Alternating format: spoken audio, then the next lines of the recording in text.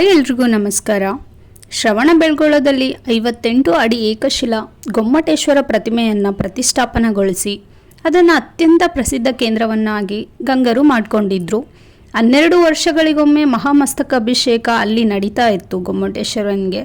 ಅದು ಇವಾಗಲೂ ಕೂಡ ನಡೆಯುತ್ತೆ. ಶ್ರವಣಬೆಳಗೊಳದ ಗೊಮ್ಮಟೇಶ್ವರ ಅಂದರೆ ಬಾಹುಬಲಿ ಮೂರ್ತಿಯನ್ನು ವಿರಕ್ತ ಜೀವನದ ಸಂಕೇತ ಅಂತ ನಂಬ್ತಾರೆ. 4ನೇ ರಾಚಮಲ್ಲನ ಮಂತ್ರಿಯಾಗಿದ್ದ ಚಾವುಂಡರಾಯನು ಇದನ್ನು ನಿರ್ಮಾಣ ಮಾಡಿದ. ಗೊಮ್ಮಟೇಶ್ವರ ಅಥವಾ ಬಾಹುಬಲಿ ಯಾರು, ಅವ್ರ ಬಗ್ಗೆ ಸ್ವಲ್ಪ ತಿಳ್ಕೊಳ್ಳೋಣ. 100 ಜನ ಸಹೋದರರಲ್ಲಿ ಭರತ ಹಿರಿಯವ, ಬಾಹುಬಲಿ ಕಿರಿಯವ.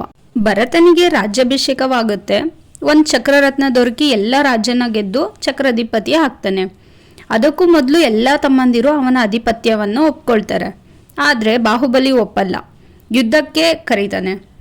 ದೃಷ್ಟಿಯುದ್ಧ, ಜಲಯುದ್ಧ, ಮಲಯುದ್ಧದಲ್ಲಿ ಭರತ ಸೋಲ್ತಾನೆ.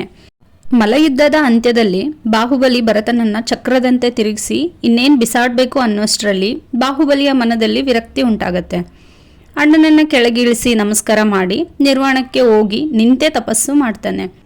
ತಪಸ್ಸು ಮಾಡಿದ್ರೂ ಕೂಡ ಅವನಿಗೆ ಮುಕ್ತಿ ಸಿಗಲ್ಲ. ಬಾಹುಬಲಿ ತನ್ನ ಅಣ್ಣನ ಸಾಮ್ರಾಜ್ಯದಲ್ಲಿ ನಿಂತು ತಪಸ್ಸು ಮಾಡ್ತಿರೋದ್ರಿಂದ ಅವನಿಗೆ ನಿರ್ವಾಣ ದೊರಕ್ತಿಲ್ಲ ಅಂತ ತಿಳಿಯತ್ತೆ. ಆಗ ಭರತನೇ ಹೋಗ್ಬಿಟ್ಟು ಬಾಹುಬಲಿಗೆ ಹೇಳ್ತಾನೆ, ಇಡೀ ಸಾಮ್ರಾಜ್ಯ ಬಾಹುಬಲಿದೆ, ಆದರೆ ಅದನ್ನು ಆಳ್ತಾ ಇರೋನು ನಾನು ಅಂತ. ಆಗ ಬಾಹುಬಲಿಗೆ ಮೋಕ್ಷ ಲಭಿಸತ್ತೆ. ಇದೇ ರೀತಿ ಇಂಟ್ರೆಸ್ಟಿಂಗ್ ವಿಡಿಯೋಸಿಗೋಸ್ಕರ ಈ ಚಾನಲ್ನ ಸಬ್ಸ್ಕ್ರೈಬ್ ಮಾಡಿ, ಶೇರ್ ಮಾಡಿ, ಕಮೆಂಟ್ ಮಾಡಿ, ಹಾಗೆ ಲೈಕ್ ಮಾಡಿ. Thank you so much. ಹೀಗೆ ಸಪೋರ್ಟ್ ಮಾಡಿ.